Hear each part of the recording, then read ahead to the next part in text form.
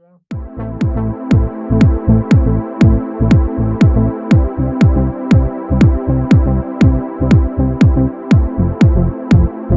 the volumes a little bit. I'm going to copy the sidechain from the bass to the pad sound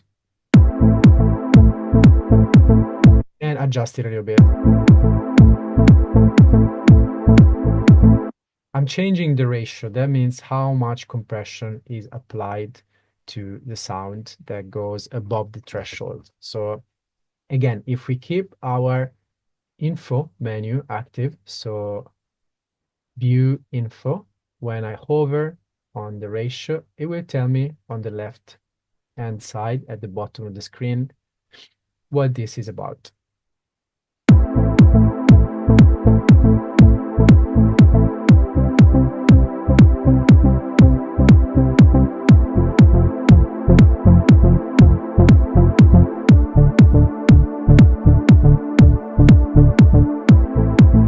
That's pretty cool. I like this vibe. So, all right, we've got a kick drum going, bass line, and a pad. Okay, what else can we look at? Let's see if we can create a nice drum groove together with the kick drum. Now here you have a few different options, which would be loops. So trying pre-made loops, if you're able to find those, if you have a few laying around, if you have a Splice subscription, or number two is creating our own loops using MIDI. And number three is creating our own loops using audio. So dragging single samples directly onto the arrangement. Now, I would say let's go with option two. So let's create a new MIDI track. Now let's try a drum kit. So one of the pre-made kits. Okay, let's go to drum kits this time right here and listen to a few different ones.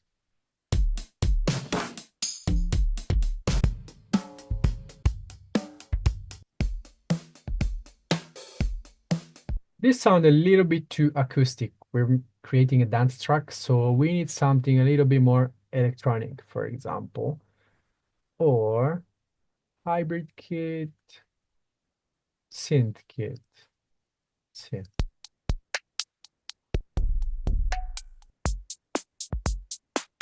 That sounds pretty cool. Let's try this one. Just drag it here, and it will replace the empty drum rack.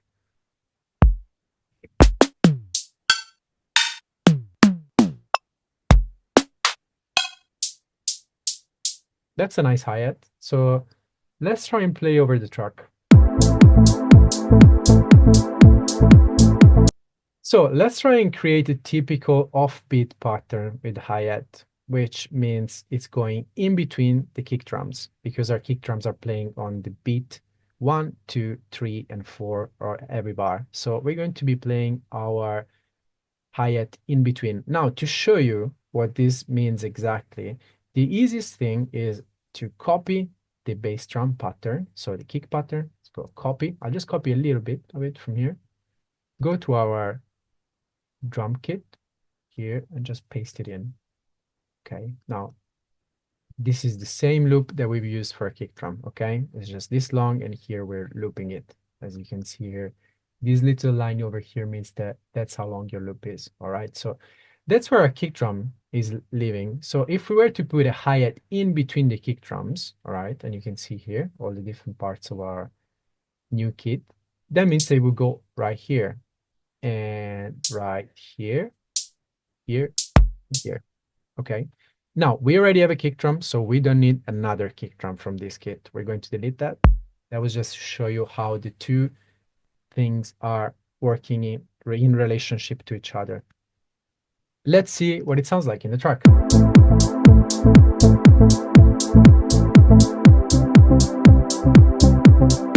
Cool. I'm sure you've heard this kind of thing before. And if you wanted to have more energy, for example, instead of a closed hat, you could use an open hat.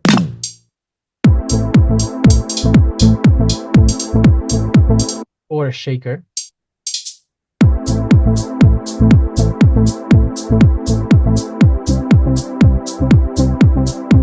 It's quite nice. Cool. Okay, so what else? Let's duplicate this kit one more time. So Command D over after clicking right here on the name of the track. That's going to duplicate the kit, so the setting inside the track and the MIDI clip. All right. Now let's one more time click in here. Okay, now we're looking for a snare drum, which typically goes on beat 2 and 4 of your loop. Okay, so this is beat 1, 2, 3, and 4. Okay, let's delete the shaker pattern. Okay, and let's see here, right here, snare.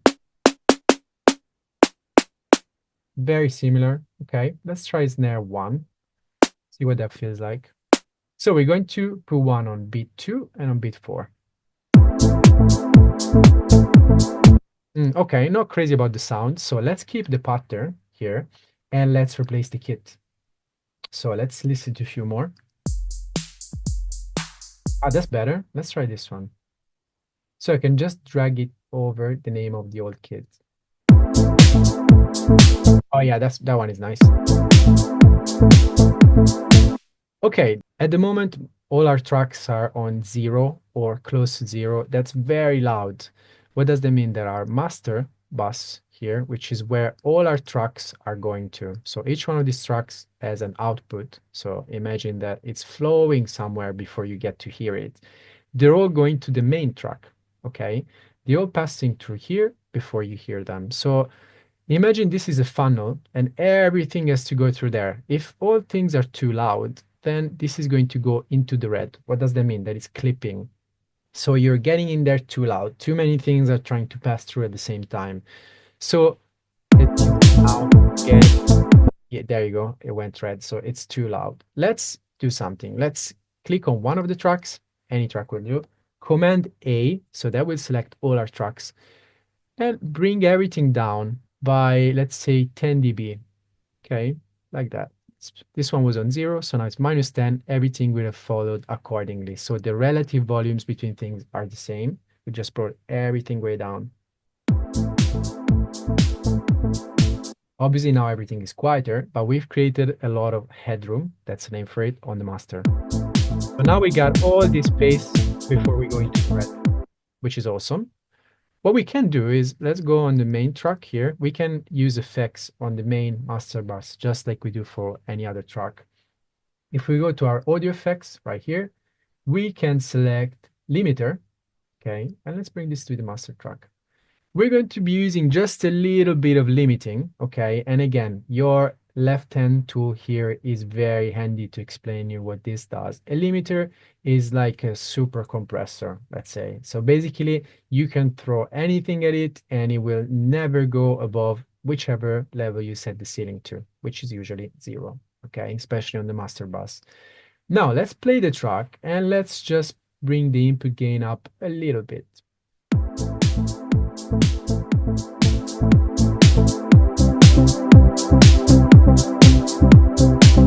So when you see this reacting on the right-hand side, that means that the limiter is actually doing something, which is limiting, which is basically compression with a ratio of 1 to infinite whenever we're going above the ceiling. Now, we don't want to overdo this or our track is going to sound super squashed. We just want to do a little bit of it.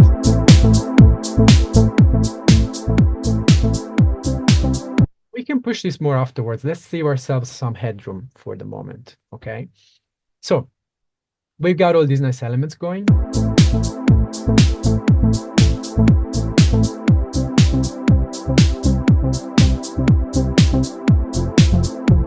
Cool, that sounds pretty good. What else could we do? Let's see if we can find some nice loops here on the drum section. So if we go to loop,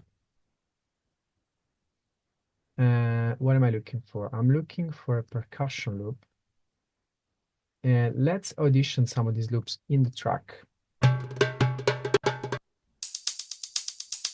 That's cool.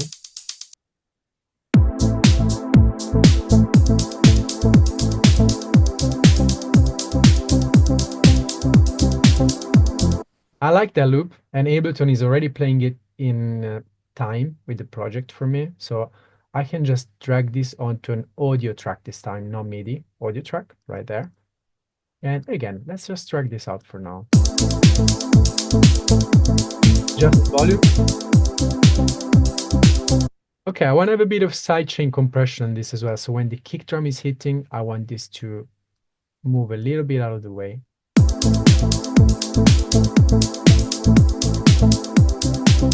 Also, I want to show you something that's quite important. Very, it's very typical to high pass anything that's not the bass or the kick drum to avoid having low end on sounds that don't need it. What does that mean? So if we go to our audio effects and open up an EQ here after the sidechain, we can select the first filter here. You have 8 that you can play with. Let's set it to high pass. This one is a very sharp high pass. And let's see what it's. See, down here, there's a bit of stuff going on that we don't need for this kind of sound. It makes no difference when you listen to it. Only up here you hear it. Because this is a cymbal. It's a ride cymbal, so it doesn't need the low end. We will apply this concept to the other tracks eventually, but it's not too relevant right now because it's more mixing, let's say.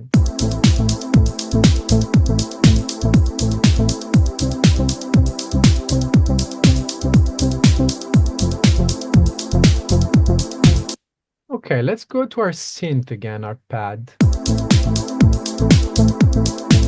Bring it up a little. Apart from the sidechain compression, I want to try and just add a bit of normal compression to make it sound a bit more thick and interesting.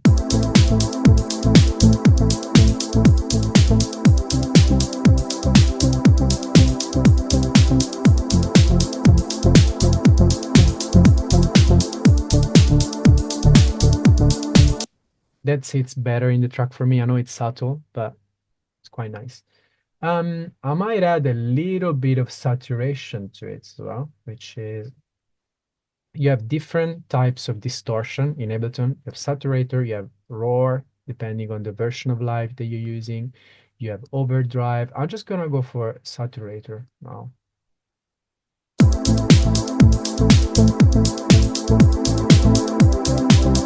Yeah, bring up the drive a little. Just a little bit. I'm going to do something similar to what we did for the right cymbal. So I'm going to use another EQ8 and high pass this sound.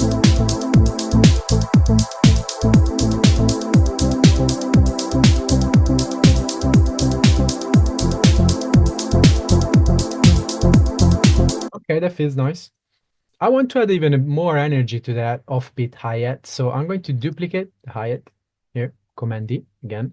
That's going to create an exact copy of it. Let's move this shaker to the close hi-hat.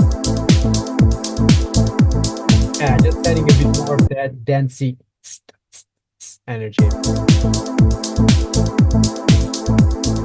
Cool, that's starting to sound nice. Let's bring all of our drums together up here at the top of the project, close to the kick drum. Okay. Now what we can do is if we select all these tracks, all right, and then we can right click and group tracks. Cool. Now all our drums are in here. Let's call this drums and let's double click on it. Go back to our audio effects and let's add a drum bus here, which is an Ableton stock plugin, which is made for processing drums together. So a drum bus.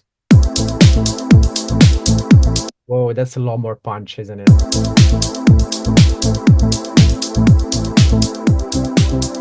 Very different. Let's play with this a bit.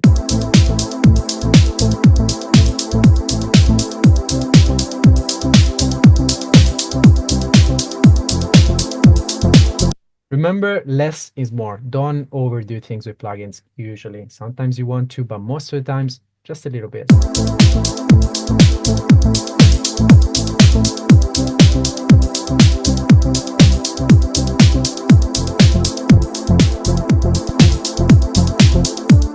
That's a lot louder than it was, so that makes things always sound better. So be careful when comparing to the level of what you were listening to before.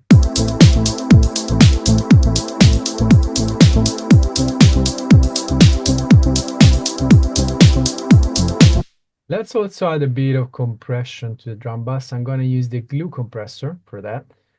Here you can see the presets if you click on the little arrow down there. So drum, let's try gentle two bus, this one. Bring the threshold down a little.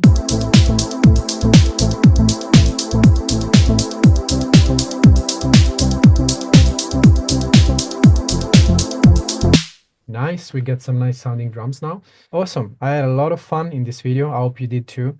Please check out our unmute.pro page for a lot of other free resources and our YouTube channel. Thank you, have fun.